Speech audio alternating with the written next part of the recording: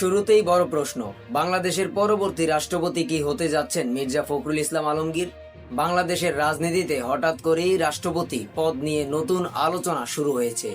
বিএনপির মহাসচিব মির্জা ফখরুল ইসলাম আলমগীরকে পরবর্তী রাষ্ট্রপতি হিসেবে মনোনয়ন দেওয়ার বিষয়টি অনেকটাই চূড়ান্ত, এমন দাবি এসেছে দলটির উচ্চ পর্যায়ের একাধিক সূত্র থেকে। তবে এখনো বিএনপির পক্ষ থেকে আনুষ্ঠানিকভাবে তার নাম ঘোষণা করা হয়নি।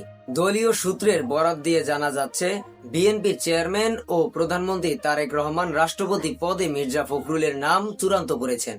এমনকি প্রার্থীর জন্য প্রয়োজনীয় সম্মতিপত্রেও তিনি স্বাক্ষর করেছেন বলে সূত্রগুলো জানিয়েছে।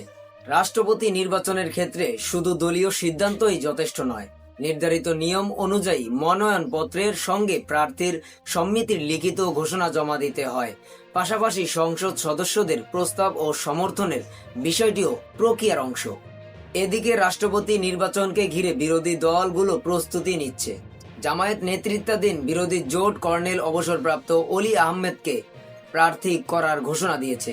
ফলে রাষ্ট্রপতি নির্বাচন নিয়ে রাজনৈতিক অঙ্গনে প্রতিদ্বন্দ্বিতার আবহ তৈরি হয়েছে। মির্জা ফখরুল রাষ্ট্রপতি হলে বিএনপির মহাসচিব পদটি নিয়েও বড় ধরনের পরিবর্তনের প্রশ্ন সামনে আসবে। কারণ দলের মহাসচিবের দায়িত্ব নতুন কে আসবেন সেটি নিয়েও এখন রাজনৈতিক মহলে আলোচনা শুরু হয়েছে। রাষ্ট্রপতি নির্বাচনের আনুষ্ঠানিক প্রক্রিয়া এগিয়ে চলছে।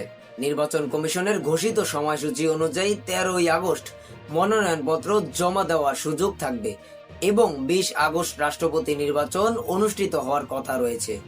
এরই মধ্যে বিএনপি নির্বাচন কমিশন থেকে রাষ্ট্রপতি নির্বাচনের জন্য 2টি মনোনয়নপত্র সংগ্রহ করেছে।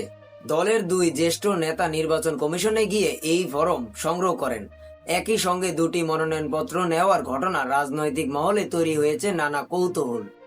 এখন সবার নজর বিএনপির আনুষ্ঠানিক ঘোষণার দিকে। মির্জা ফখরুল কি শেষ পর্যন্ত রাষ্ট্রপতি পদে দলের প্রার্থী হচ্ছেন, নাকি শেষ মুহূর্তে আসবে কোনো চমক? তার উত্তর মিলবে মনোনয়ন প্রক্রিয়া সম্পূর্ণ হওয়ার পর।